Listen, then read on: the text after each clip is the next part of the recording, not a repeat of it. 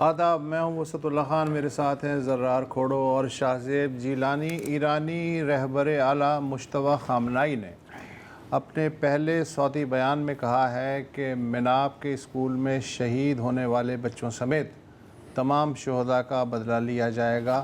مناپ پہ جنگ کے پہلے روز ہی ایک میزائل گرا تھا جس کے نتیجے میں تقریباً 180 بچے شہید ہو گئے تھے۔ مجتبیٰ خامنائی صاحب نے کہا کہ نہ ہی آبنائے ہرمز کھلے گی اور نہ ہی خلیج میں امریکی ٹھکانوں پہ حملے رکیں گے جب تک کہ ایران کو پہنچائے جانے والے نقصانات کا ہرجانہ ادا نہیں ہو جاتا۔ ہم اس مطالبے سے ہرگز پیچھے نہیں ہٹیں گے۔ ہماری اپنے ہمسایوں سے کوئی دشمنی نہیں، تاہم علاقے میں امریکی اڈے بند نہ ہوئے تو ان پہ حملے جاری رہیں گے۔ یہ ہے آنے والے حالات کا انہوں نے ایک خاکہ پیش کیا ہے۔ بالکل، اگر کسی کا خیال تھا کہ یہ آئیں گے اور کہیں گے کہ جی ہم سیز فائر کے لیے تیار ہیں، اعتدال پسند رہنما، ہاں، جب آپ نے جنگ کے پہلے دن ہی ان کے والد صاحب کو قتل کر دیا تھا جو مذاکرات کرنے کے لیے تیار تھا، تو سر آپ نے کیا سوچا ہوا تھا؟ کیا سوچا ہوا تھا آپ نے؟ جی شاہ زیب، کیا خیال ہے آپ کا؟ تو اب یہ جو بیان سامنے آیا ہے اس میں یہ بات ذہن میں رکھنے کی ہے کہ یہ بیان جو ہے یہ پڑھ کر سنایا گیا، یہ ان کی آواز میں نہیں ہے، نہ وہ دیکھے گئے ہیں نہ وہ سنے گئے ہیں جب سے ان کو منتخب کیا گیا ہے اس عہدے کے لیے۔ یہ بات اس لیے ذہن میں رکھنا ضروری ہے کہ ظاہر ہے کہ جس طرح ٹرمپ صاحب نے دھمکی دے رکھی تھی کہ جو بھی نیا ہوگا سپریم کمانڈر، اور خاص کر کے اگر یہ ہوں گے تو وہ ہمارے غیظ و غضب کا نشانہ ہوں گے، تو یہ بات سمجھ میں آتی ہے کہ انہیں کسی محفوظ جگہ پہ رکھا گیا ہے اور وہ ان سے رابطے جو ہیں وہ بہت ہی کم لوگوں کے ہیں تاکہ ان کی سیفٹی کو انشور کیا جائے۔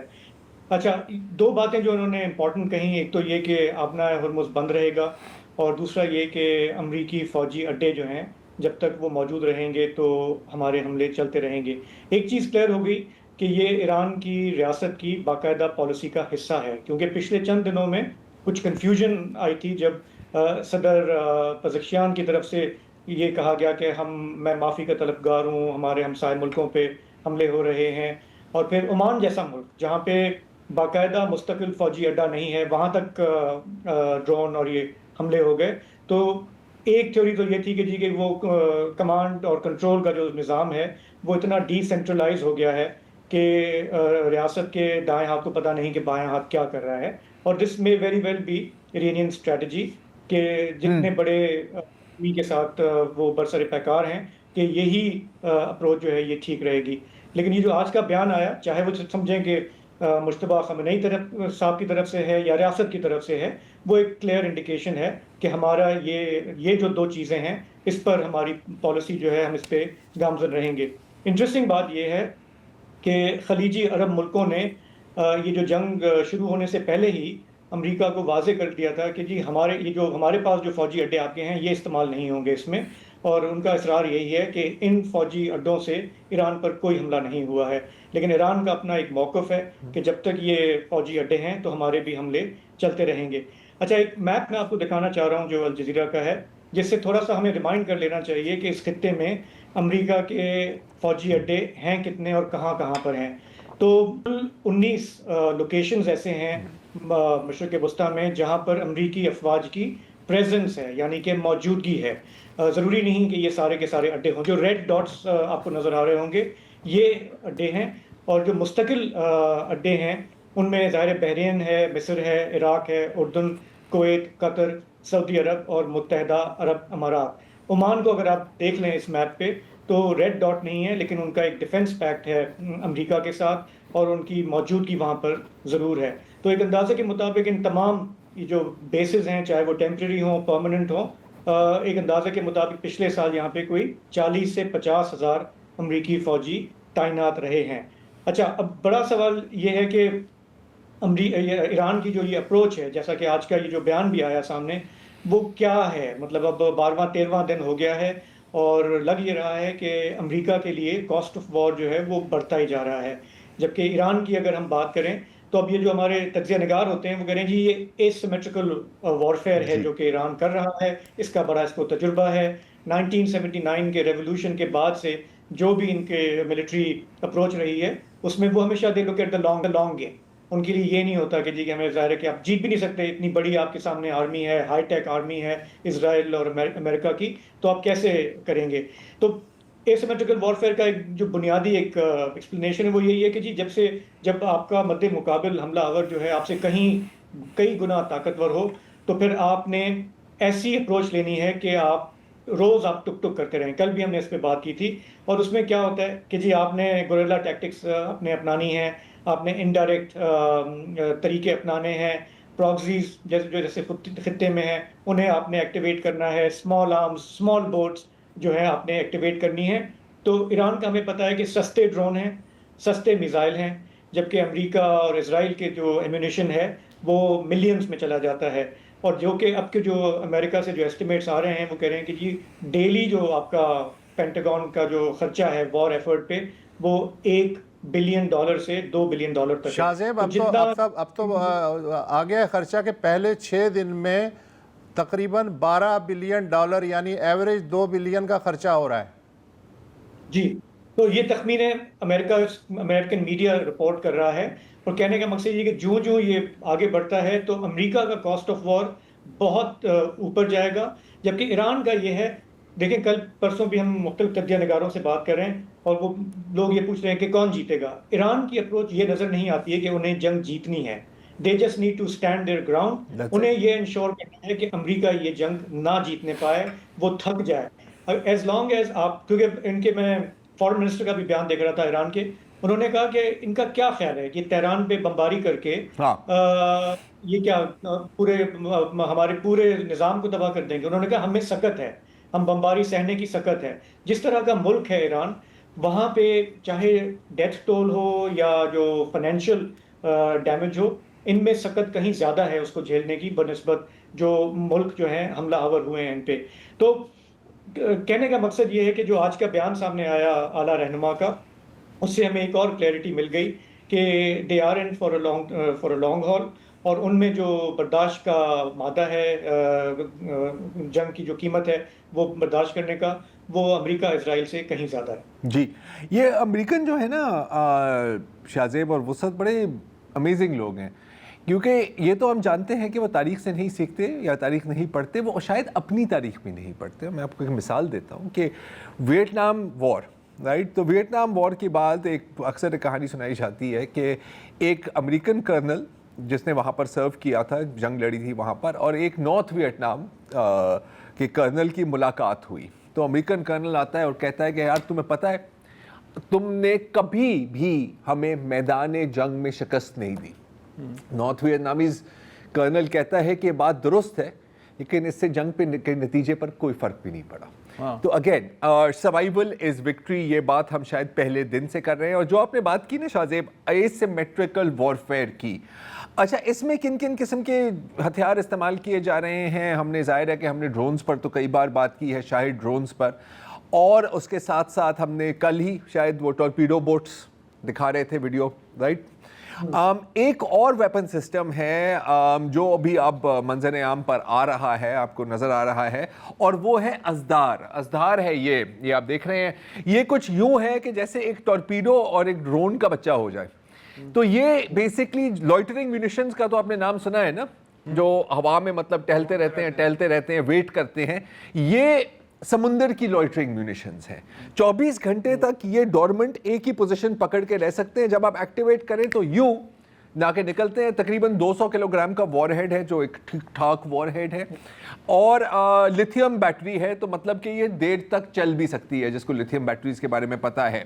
تو جب یہ بات ہوتی ہے نا کہ آپ نے اسٹریٹ آف ہارموز میں ہم اسکارٹ کریں گے، یہ کریں گے، جب وہاں پر کوئی 100-200 ازدار آپ کے ارد گرد گھوم رہے ہوں نا، ایسا ہو ہی نہیں سکتا. سو دس از دا کیلکولیشن ایران کی. اور جیسے ہم نے پہلے بھی کہا ہے کہ انہوں نے تو پورے ریجن پر کاسٹ انفلکٹ کرنے ہیں نا، کیونکہ انہوں نے دیکھا ہے کہ پچھلی جنگ کے 1 سال بھی نہیں گزرا اور دوبارہ ہمارے پہ جنگ ہو گئی ہے.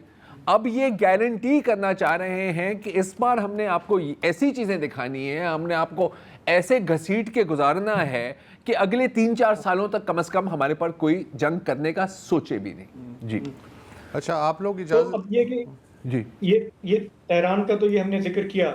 ایک بڑا سوال جو ظاہر ہے کہ وقتاً فوقتاً ابھر رہا ہے وہ ہے عرب ملکوں کا جو کہ ریسیونگ اینڈ پر ہیں اس وقت ہاں ایران کے حملوں سے، اور بارہا یہ بات اٹھی ہے کہ وہ کب تک اجتناب کریں گے جوابی کارروائی سے.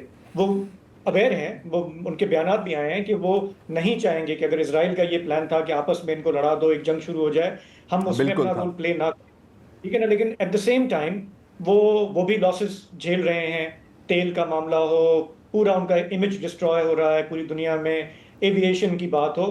تو آج دوپہر کو میری صحافی اسامہ بن جاوید سے بات ہوئی، وہ پورے خطے پہ نظر رکھ، اور میں نے ان سے 2 سوال کیے چھوٹے چھوٹے سے. پہلا میں نے ان سے سوال یہ کیا کہ اب یہ بتائیں کہ یہ جس صورتحال میں عرب خلیجی ممالک خود کو پا رہے ہیں، جو اس وقت حالات چل رہے ہیں، وہ ٹپنگ پوائنٹ کیا آئے گا کہ جب وہ بولیں گے جی کہ اب بس بہت ہو گیا اور اب ہم مزید صبر نہیں کر سکتے اور ہمیں کوئی جوابی کارروائی کرنی پڑے گی. میرا خیال ہے کہ ان کے پاس اتنے وسائل تو موجود ہیں کہ یہ چند مہینے اس کو سہ سکیں، لیکن اگر یہ بات چند مہینے سے زیادہ، ہفتوں سے زیادہ، مہینوں سے آگے بڑھتی ہے تو پھر بہت شدید کرائسس سچویشن پیدا ہو سکتی ہے. نہ صرف اس خطے پہ، آپ یہ دیکھیے کہ اس خطے سے تمام دنیا کی جو اکانومیز ہیں وہ جڑی ہوئی ہیں، چاہے وہ تیل کی بات ہو، گیس کی بات ہو، یا باقی اقتصادیات ہوں. ایشیا کی تمام مارکیٹس جو ہیں وہ ان کا شدید انحصار جو ہے وہ یہاں کی تیل اور گیس پر ہے. ان کی طرف سے جتنی پروڈکشن ہے وہ یورپ اور امریکہ جاتی ہے. اگر یہ طول پکڑتا ہے تو پھر یورپ اور امریکہ کو تیل اور گیس کی ضرورت ہے، انہیں کمپیٹ کرنا پڑے گا ایشیائی مارکیٹوں سے زیادہ پیسوں میں خریدنے کے لیے، اور اس کا ایک براہ راست ایک گلوبل اکنامک امپیکٹ پڑے گا. آج کی تاریخ میں جرمنی میں اور یورپ کے باقی ممالک میں ڈیزل جو ہے وہ 2 یورو مہنگا ہو چکا ہے.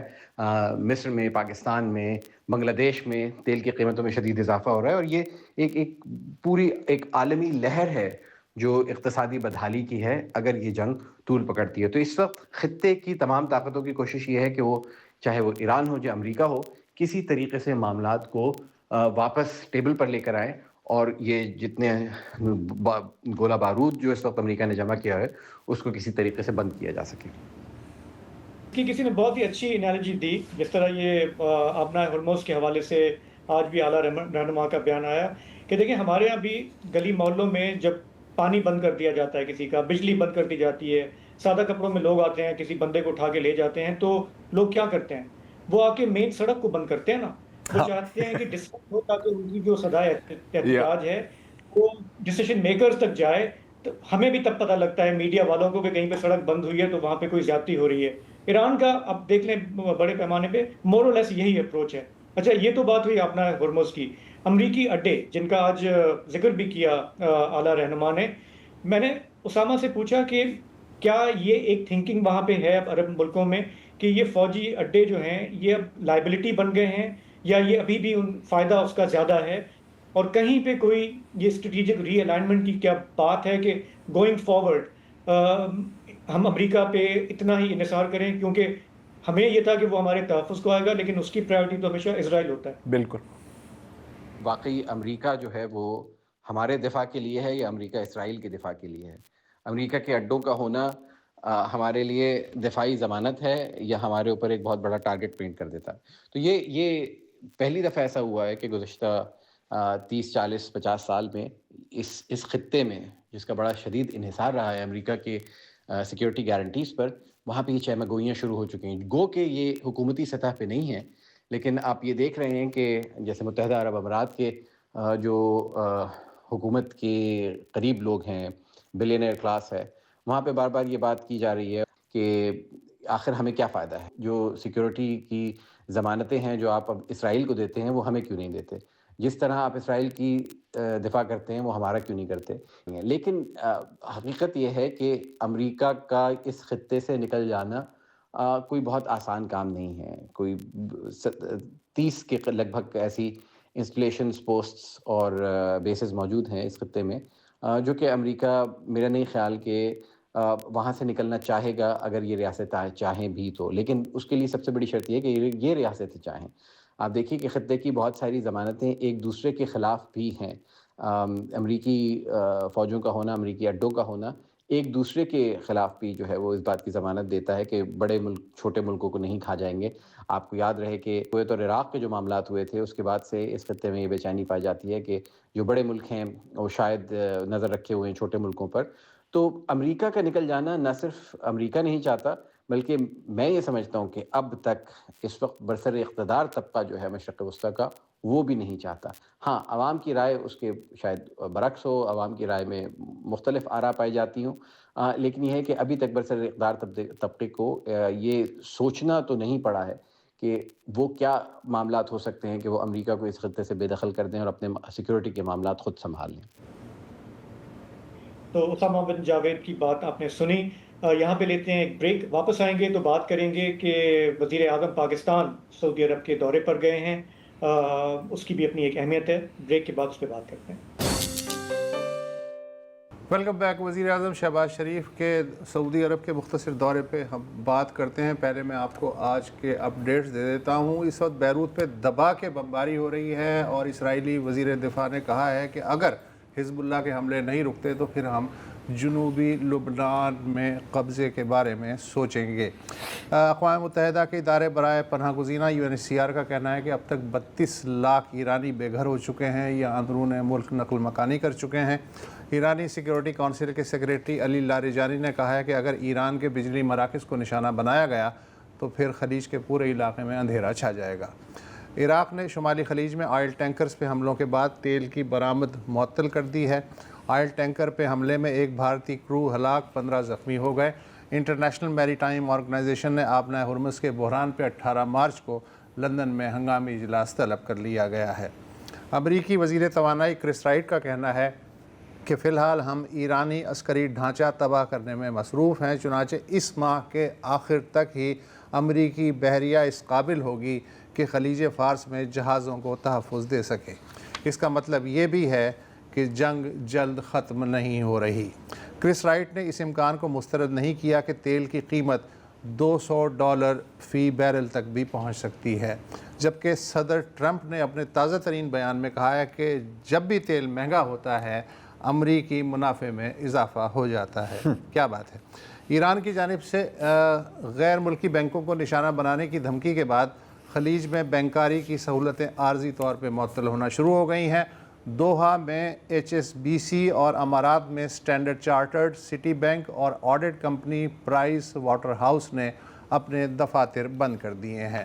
اور اب بات ہم تھوڑی سی کریں گے وزیر اعظم شہباز شریف کے دورہ ریاض کی، جو سعودی ولی عہد محمد بن سلمان کی دعوت پہ ہو رہا ہے۔ وہ ملاقات کے بعد رات گئے وطن روانہ ہو جائیں گے، گویا یہ ایک چند گھنٹوں کا دورہ ہے۔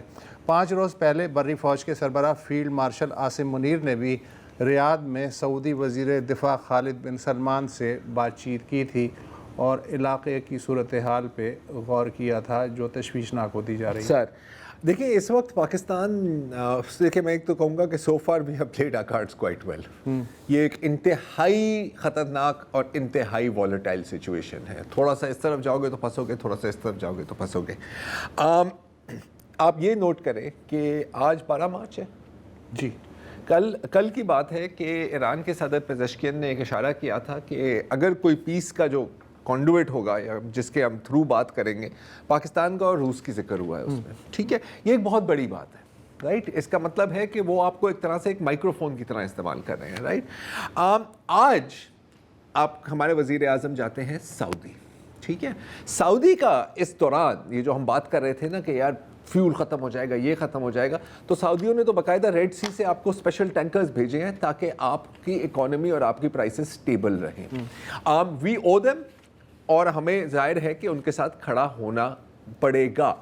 مجھے لگ رہا ہے کہ یہاں پر پاکستان از یونیکلی پلیسڈ کہ کسی قسم کی ثالثی وہ کر سکے، ٹھیک ہے۔ اب امریکہ کتنی بات سنے گا نہیں سنے گا وہ ایک الگ بات ہے، امریکہ کے ساتھ بھی آپ کی الائنمنٹ ہے، چین کے ساتھ بھی آپ کی الائنمنٹ ہے، ایران کے ساتھ اگر آپ کی دوستی نہیں ہے تو دشمنی تو بالکل نہیں ہے، اور ہم ڈے 1 سے اس جنگ کے خلاف رہے ہیں۔ یونائٹڈ نیشن سیکورٹی کونسل اپنی جگہ کے قرارداد اپنی جگہ، اور سعودی عرب کے ساتھ ہمارا باقاعدہ ڈیفنس پیکٹ ہے۔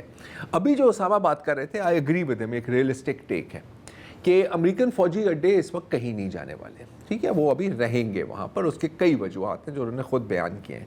لیکن اگر 3 الفاظ ہیں وچ آئی تھنک ایک لحاظ سے ڈیفائن کریں گے آنے والے سالوں میں کہ مڈل ایسٹ کا نقشہ کیا ہوتا ہے, وہ ہے mutual security arrangements. Mutual security arrangements خلیجی ریاستوں نے دیکھ لیا ہے کہ جو امریکہ کا جو مہنگا مال ہے میسائل انٹرسیپٹرز, ایک تو ہمیں ملے گا جو مال بچ جائے گا جو اسرائیل کے کام کا نہیں ہے, رائٹ, اینڈ آلسو یہ اتنے افیکٹو نہیں ہے. اچھا یہ اتنے افیکٹو کیوں نہیں ہے؟ $15 ملین کا تھرڈ انٹرسیپٹر کیوں ہے؟ کیونکہ آپ نے ان کو بنایا تھا روس اور چین کا مقابلہ کرنے کے لیے, آپ نے غلیل کا مقابلے کرنے کے لیے اس کو نہیں بنایا تھا. انفیکٹ ابھی میں پڑھا تھا کہ ہم جو بات کرتے ہیں نا کہ $20,000 سے $30,000 کا ہے شاید ڈرون, ایک نئی ایک رپورٹ کے مطابق شاید $7,000-8,000 کا بھی بنتا ہے جب آپ میس پروڈیوس کر رہے ہو. تو سر دیر از نو کمپیریزن. تو again it is again dangerous situation. لیکن وہ لوگ جو کہتے ہیں نا کہ یہ دیکھیں ایک بار پھر آپ یہاں الائن ہو گئے ہیں, وہ الائن ہو گئے, خدا کا خوف کرو یار, کچھ تھوڑا سا بندہ اپنے دماغ سے کام کرے. دا سچویشن از ناٹ جو 10 سال پہلے تھی یا 20 سال پہلے تھی یا 30 سال پہلے تھی, پورا نقشہ بدل گیا ہے.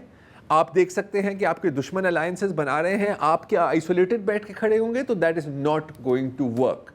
میں آپ کو یہ بھی ایک آخری چیز یاد دلا دوں, سوری, کہ آئی تھنک ارلی 2000s کی بات ہے, مجھے ایگزیکٹلی یاد نہیں ہے, جب سعودی عرب نے پچھلی دفعہ ہمارے سے اصرار کیا تھا کہ آپ یمن میں باقاعدہ اپنی فوجیں بھیجیں, رائٹ, ہم نے نہیں بھیجی, ہم نے پارلیمنٹ میں ڈال دیا. اینڈ آئی تھنک دیٹ ایک میری نظر میں it is a good decision, نہیں جانا چاہیے تھا. لیکن اس کا نتیجہ کیا ہوا کہ ہماری سعودی کے ساتھ ریلیشن شپس ڈیپ فریز میں چلی گئی. انڈیا کے وہاں پر مزید ان روڈز بنے, ان کی وہاں پر اسٹینڈنگ بہتر ہوئی. اب that has come back again regional conflicts کی وجہ سے. تو اگین میں تو کہوں گا کہ yes we absolutely have to stand with Saudi. جی تو جس طرح کی بات آپ کر رہے ہو زرار کہ خطہ ایک نازک موڑ سے گزر رہا ہے, اور ہمیں ظاہر ہے کہ ملک کا مفاد دیکھ کے بات کرنی چاہیے. کچھ یہی ریمائنڈر ہمیں دیا کل وزیر قانون نے جب انہوں نے میڈیا پر تلقین کی آپ جیسے تبصرہ نگاروں کو اور صحافیوں کو کہ بات کرنے سے پہلے ذرا سا سوچ لیا کریں کہ ریڈ لائن کراس نہ ہو, ورنہ پھر قانون حرکت میں آئے گا. کچھ لوگوں نے دیکھا ہوگا, جنہوں نے نہیں دیکھا ان کے لیے ہم دوبارہ ایک ان کا جھلک سنا دیتے ہیں کہ وزیر قانون نے کہا کیا. جہاں تک پاکستان کی خارجہ پالیسی کا تعلق ہے اور اس کے تعلقات ہیں جو خلیجی ریاستوں کے ساتھ, تو ہمیں یہاں پہ بیٹھ کے آئین پاکستان بھی یہ اجازت نہیں دیتا کہ ہم یہ تبصرہ شروع کر دیں کہ پاکستان اگر ایران کے ساتھ ہے تو سعودی عرب کے ساتھ کیسے رہے گا, اگر سعودی عربیہ کے ساتھ ہے تو ایران کے ساتھ کیسے رہے گا, اگر متحدہ عرب امارات کے ساتھ ہے تو پھر ہم سعودی عرب کے ساتھ کیسے چلیں گے. یہ کام آپ ریاست پہ چھوڑ دیں اور ریاست پہ اعتماد کریں. اچھا, تو جیسے ہم ایران کی جو جنگ ہے اس پہ پچھلے 2 ہفتوں سے ہم روز ہی بات کر رہے ہیں اور پورا دن ہی کرتے ہیں. تو میرا خیال ہے کہ ہمیں and this is our duty, ہم کرتے رہیں گے. لیکن میرا خیال ہے جب ہم پھر پاکستانی خارجہ پالیسی کے حوالے سے بات کریں تو تھوڑا سا ہمیں احتیاط کرنی پڑے گی کہ کہیں پھر ایسی کوئی بات ان کو لگے کہ جو ہے وہ ملکی مفاد میں نہیں جا رہی اور پھر کوئی پکڑ دھکڑ کا سلسلہ ہو. تو انہوں نے ایک وارننگ شاٹ دیا ہے for everybody to be careful including us. حالانکہ ان کا مجھے لگتا ہے کہ ان کا زیادہ نشانہ جو ہے وہ سوشل میڈیا والے دوست ہیں ہمارے, ان کے لیے انہوں نے کہا نیوز کے لیے منفی وی لاگنگ اور سنسنی پھیلانا قومی مفاد میں نہیں. تو وارننگ جو ہے وہ صرف ان کے لیے. اچھا, ہاں بالکل صحیح بات ہے, اور میں اس معاملے میں 100% وزیر قانون کے ساتھ ہوں کہ ہمیں احتیاط سے کام لینا چاہیے. آئی تھنک جی ٹھیک ہے, بالکل وقفہ لے لیں. Welcome back. جو لوگ امپورٹ ایکسپورٹ کے کاروبار سے وابستہ ہیں ان کے لیے ٹرانس شپمنٹ کی اصطلاح کوئی اجنبی چیز نہیں ہے. ٹرانس شپمنٹ سے مراد ہے کہ ایک دور دراز بندرگاہ سے دوسری دور دراز بندرگاہ تک جو کارگو جاتا ہے اسے ان دونوں پوائنٹس کے درمیان پڑنے والی کسی بڑی کارگو ہینڈلنگ پورٹ کی ضرورت پڑتی ہے. اس پورٹ پہ جہاز سے کارگو اترتا ہے, عارضی طور پہ گوداموں میں رکھا جاتا ہے اور پھر اگلی منزل کی طرف کوئی اور جہاز اسے لے جاتا ہے. پورٹ ان جہازوں سے لنگر انداز ہونے کے charges, cargo handling charges, storage charges اور ری شپمنٹ چارجز وصول کرتی ہے, اور یہ جو ٹرانس شپمنٹ کا کاروبار ہے یہ کروڑوں ڈالر کا ہے۔ ایک اندازے کے مطابق اس وقت پاکستان سالانہ 38 لاکھ کارگو کنٹینرز ہینڈل کرتا ہے، یعنی اوسطاً 10,500 کنٹینرز روزانہ۔ خلیج میں جنگ کے سبب اس وقت کیماڑی اور بن قاسم پہ 45,000 کنٹینرز پھنسے ہوئے ہیں۔ خلیج کے علاقے میں جبل علی اور عمان کی سلالہ پورٹ ٹرانس شپمنٹ کے 2 بڑے مرکز ہیں، اور آبنائے ہرمز کی ناکہ بندی کے سبب دونوں بندرگاہیں اس وقت ٹھپ ہیں۔ تو کیا پاکستان کے پاس یہ موقع ہے کہ وہ ایشیا سے افریقہ اور یورپ آنے جانے والے انٹرنیشنل کارگو کی ٹرانس شپمنٹ کا نیا مرکز یعنی ہب بن سکے؟ پاکستان کی 3 بندرگاہیں کیا اس کام کو ہینڈل کرنے کی صلاحیت رکھتی ہیں؟ اس امکان پہ ہم نے پاکستان شپنگ ایجنٹس ایسوسی ایشن کے صدر محمد راجپر سے پوچھا کہ پاکستان کے پاس کارگو ہینڈلنگ کے لیے صرف 4 ٹرمینلز ہیں، کارگو شپنگ کے قوانین بھی پرانے ہیں، ایسے میں ہم ٹرانس شپمنٹ کے ان نئے مواقع سے فائدہ اٹھانے کا خواب کیسے دیکھ سکتے ہیں؟ سب سے پہلے جو آپ نے 4 ٹرمینلز کا ذکر کیا وہ فگر آپ کا درست ہے، لیکن اس کی ہمیں کیپیسٹی دیکھنی ہے۔ تو ہمارے جو 4 ٹرمینل ہیں ان کی کیپیسٹی اس وقت 6 ملین پی یوز پر اینم، یعنی کہ 6 ملین 20 فٹ کنٹینرز ہم سالانہ ہینڈل کر سکتے ہیں۔ اس کے اگینسٹ اس وقت ہم صرف 3.8 ملین پچھلے سال ہم نے کیے ہیں۔ اس کا مطلب یہ ہے کہ ہمارے پاس سفیشینٹ ٹرمینل کیپیسٹی ایگزسٹ کرتی ہے۔ یہ جو ٹرانس شپمنٹ بزنس جو ہے وہ میجر گلوبل کیریئرز کرتے ہیں، اور وہ ایک ہب اینڈ اسپوک ماڈل پہ چلتے ہیں، یعنی کہ فیڈر پورٹس ہوتے ہیں اور ہب پورٹس ہوتے ہیں، much like the airlines. آپ اگر یورپ یا امریکہ کی فلائٹ پکڑتے ہیں تو اکثر دوحہ یا دبئی یا ابو دھابی میں آپ ٹرانزٹ کرتے ہیں۔ تو شپنگ بھی کچھ اسی طرح ہے۔ کچھ ہمارے قاعدے قانون کو ماڈرنائز کرنے پڑیں گے، جیسے ٹرانس شپمنٹ جو ہوتا ہے وہ منیمم ڈیکلریشن پہ کام ہوتا ہے۔ یہاں پہ ہماری کسٹمز کی ڈیکلریشنز بہت ایکسٹینسو ہیں۔ دوسرا جو ہے ہمیں آن ڈاک پہ اجازت ہے ٹرانس شپمنٹ، آف ڈاک پہ نہیں ہے۔ آف ڈاک کا مطلب یہ ہوتا ہے کہ وہ جو سپیسز ہیں جو بانڈیڈ ہیں لیکن پورٹ سے باہر ہیں، تو ان کو بھی اگر ہم اوپن اپ کر دیں تو they are like the lungs of the port, so they take the excess loads and they provide some efficiency to the productivity. اور سملرلی ایک اور ہمارے قاعدے قانون میں ریسٹرکشن ہے کہ ہم صرف فل کنٹینر لوڈز کی ٹرانسشپمنٹ اس وقت آن ڈاک الاؤ کر رہے ہیں، حالانکہ بہت کم والیومز ہیں، لیکن یہ جنگ کی وجہ سے اس والیوم کو ہم اویل کر سکتے ہیں جو اس وقت اسٹریٹس آف ہارموز بند ہیں۔ اگر ہم ایل سی ایل کارگو کو بھی کریں، یعنی کہ لیس دین کنٹینر لوڈ، آپ کو میں موبائل فون کا اگزامپل دوں، ہو سکتا ہے جبل علی کے اندر کور ایک ملک سے آ رہے ہوں، اسکرین دوسرے ملک سے آ رہے ہوں، بیٹری تیسرے ملک سے آ رہے ہوں، پھر وہ پورا ایک موبائل فون باقاعدہ پورٹ کے اندر اسمبل ہو کے پھر ری ایکسپورٹ ہوتا ہے۔ تو ہم کسٹمز کو سمجھا رہے ہیں پچھلے 1 ہفتے سے کہ آف ڈاک کی بھی اجازت دی جائے اور ایل سی ایل کی بھی اجازت دی جائے، تو وی آر آپٹیمسٹک انشاءاللہ کہ یہ اجازت مل جائے گی۔ اچھا، محمد راجپر نے یہ بھی بتایا کہ قوانین کے تحت یہ جو اس وقت لاگو ہیں، کارگو صرف پورٹ کے علاقے میں ہی رکھا جا سکتا ہے، باہر نہیں، آف پورٹ نہیں جا سکتا۔ وہ یہ کہہ رہے ہیں کہ بھائی اتنی گنجائش تو نہیں ہوتی تو باہر جو ہیں کوئی جگہ دے دو۔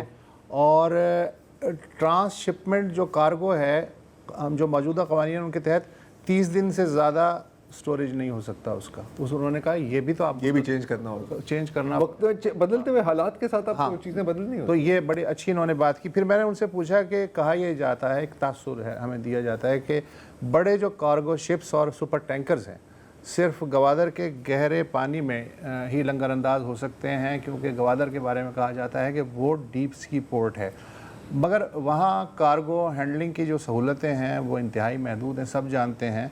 تو پھر جو سپر شپس ہیں ٹرانس شپمنٹ کے لیے پاکستان کا کیوں استعمال کریں گے؟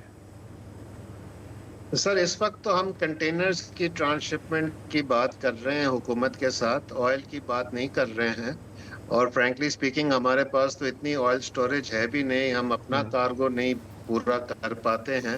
آپ کو حیرت ہوگی کہ حکومت پاکستان نے 1974 کے بعد माड़ी में एक भी टैंक बनाने की इजाजत नहीं दी है।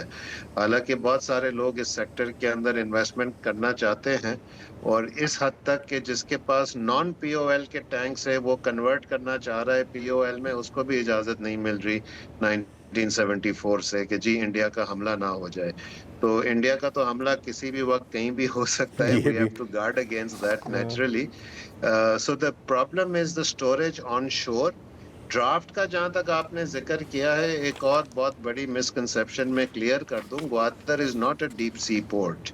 हम एडवर्टाइज करते हैं उसको as a deep sea port, लेकिन केमारी का ड्राफ्ट उससे ज्यादा है।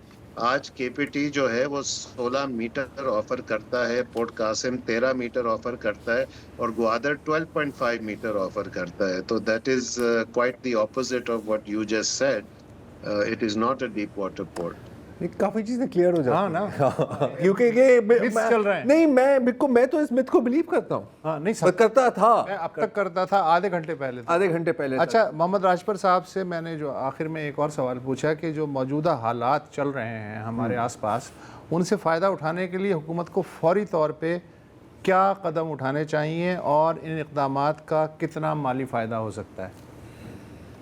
समझता हूँ कि 5 से 6 लाख कंटेनर बहुत आसानी से हम यहाँ पे ला सकते हैं और सालाना $50 मिलियन की रेवेन्यू जनरेशन हो सकती है बहुत आसानी से। नंबर 2, हमें इंश्योरेंस ऑफर करना चाहिए। आपको पता है कि इस वक्त पूरे एरिया के अंदर एक रिस्क परसेप्शन आ गया है, तो हमारी हुकूमत को एक सॉवरेन गारंटी देनी चाहिए कि जो भी शिप्स पाकिस्तान के कोस्ट पे आएगी, टच करेगी, अल्लाह ना करे उनको कुछ होगा तो पाकिस्तान की गवर्नमेंट ना सिर्फ प्रोटेक्शन प्रोवाइड करेगी लेकिन फाइनेंशियल कॉम्पनसेशन भी प्रोवाइड करेगी।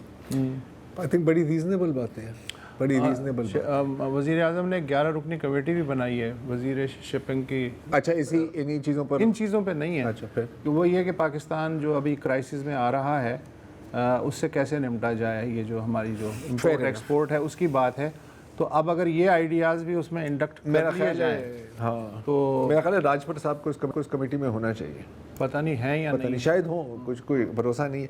देखिए वही बात होती है ना कि हमेशा कहा जाता है कि क्राइसिस में ही अपॉर्चुनिटी होती है। हाँ, अब जैसे ट्रम्प ने अभी बताया ना, वो कह रहा था कि वो तेल की कीमत बढ़ रही है तो क्या है, अमेरिका को प्रॉफिट हो रहा है, हमारा तो फायदा है। अच्छा, एक खबर में आज पढ़ रहा था कि रूस ने पिछले एक हफ्ते में, ये जब से प्राइसेस चढ़ी हैं, $3 बिलियन उसके खजाने में गए हैं। अब $3 बिलियन वो यूक्रेन पे लगाएगा। सर बिल्कुल नहीं। अच्छा, रूस का सबसे ज़्यादा फायदा हो रहा है, there is no two ways about it. एक और इंटरेस्टिंग बात इसमें यह है कि अभी वही जो बात है ना कि क्राइसिस में अपॉर्चुनिटी होती है, उस अपॉर्चुनिटी को कैश करने के लिए आपको दो चीज़ें चाहिए होती है, एक तो कैपेसिटी और दूसरा एजिलिटी।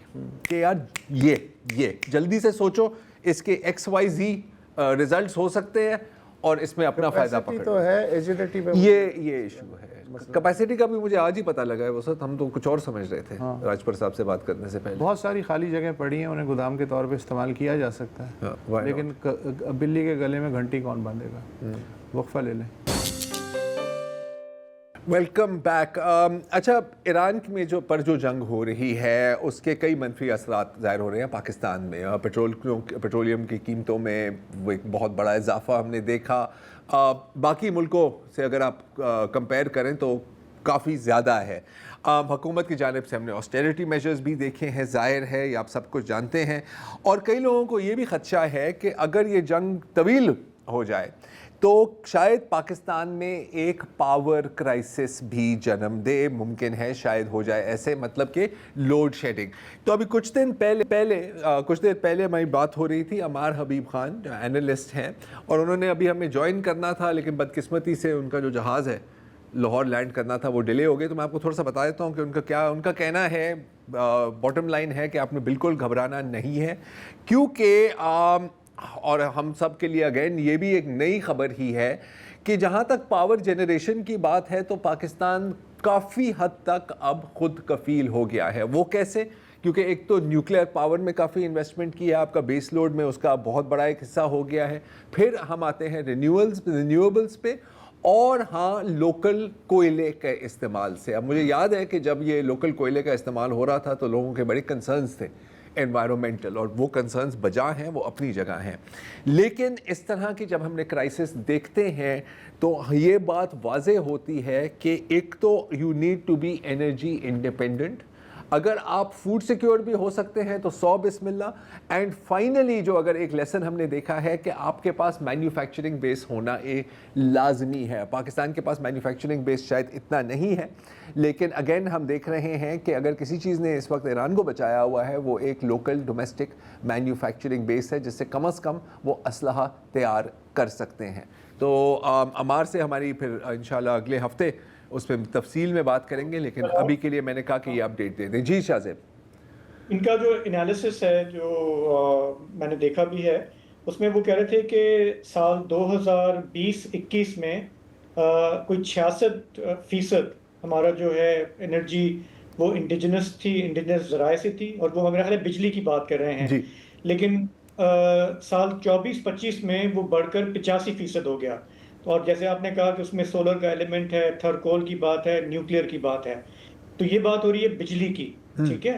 اس وقت جو ہم نے دیکھا پچھلے ہفتے جو جیسے 55 روپے فیول بڑھ گیا, ڈیزل اور پیٹرول بڑھ گیا, اس کی بڑی وجہ یہ ہے کہ ہمارا جو ٹرانسپورٹ ہے, جو گاڑیوں کا نظام ہے, وہ جو پیٹرول ہے وہ تو آپ کا سارا امپورٹ ہو رہا ہے, رائٹ. تو اگر یہ جیسے جنگ چل رہی ہے, اپنا ہرمز اگر بلاک رہتی ہے, فی الحال سعودی عرب ہمیں رپورٹ یہ ہوا ہے کہ ہمیں تیل بھیج رہا ہے ایک جہاز ریڈ سی کے ذریعے. فجیرہ سے ہمیں امید تھی کہ UAE وہاں سے ہمیں بھیجے گا کیونکہ وہ گلف آف عمان کے قریب ہے, لیکن اب رپورٹ آئی کہ ایران نے وہاں پہ بھی فجیرہ پہ بھی ایک کیا ہے. تو ہمارا جو معیشت کی گاڑی جو چل رہی ہوتی ہے ٹرانسپورٹ کے حوالے سے, اس کا تو دار و مدار ہمارا سارا ایکسٹرنل ہی ہے, رائٹ. وہ اس میں اور خلیجی عرب ملکوں پہ ہی ہمارا زیادہ انحصار ہے. اگر وہ سپلائی ڈسٹرپٹ ہوتی ہے تو ملک خدا نہ خواستہ اسٹینڈ سٹل پہ آ جائے گا. یہ بالکل بات صحیح ہے. اور دیکھیں اس سے بھی نا اگر آپ فیوچر کی پلاننگ کرنا چاہیں, اب آپ صرف اگر دیکھیں کہ پاکستان میں کتنی موٹر سائیکلیں ہیں, وہ کتنا پیٹرول کھاتی ہیں, رائٹ.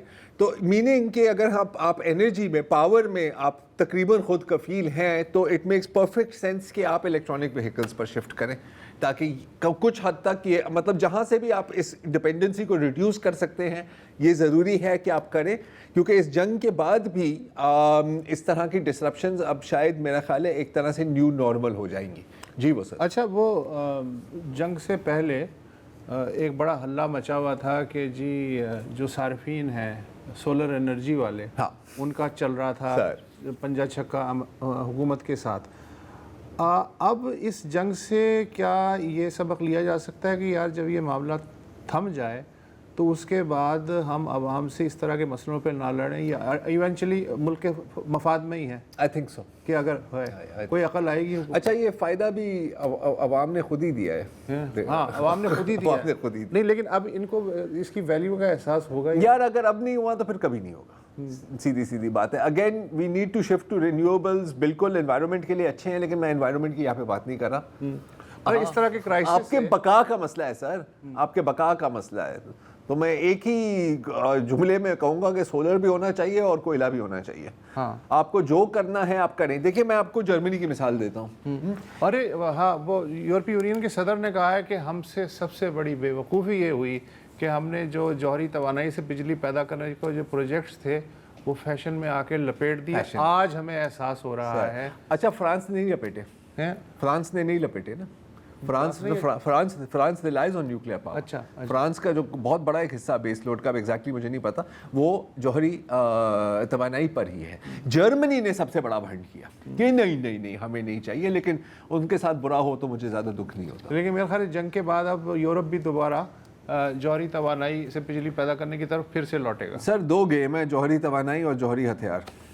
جوہری ہتھیار, ہاں جوہری ہتھیار وہ تو ایران کے. دیکھیں ایران اگر بچ جائے اس جنگ میں اور IRGC وہاں پر رہے, میرا خیال ہے کہ اگلے 2-3 سالوں میں آپ ایک زلزلہ ایکسپیکٹ کر سکتے ہیں کوئی انڈر گراؤنڈ نیوکلیئر ٹیسٹنگ کی. کیونکہ اگر آپ نے ابھی جوہری ہتھیار نہیں بنائے ایران نے, تو پھر I think that would be very silly of them. ٹھیک ہے, تو آج کے لیے اتنا ہی. کل فرائیڈے ہے, آپ سے سوال و جواب کی محفل سجے گی. I'm looking forward to it. تب تک ہمیں اجازت دیجیے. خدا حافظ.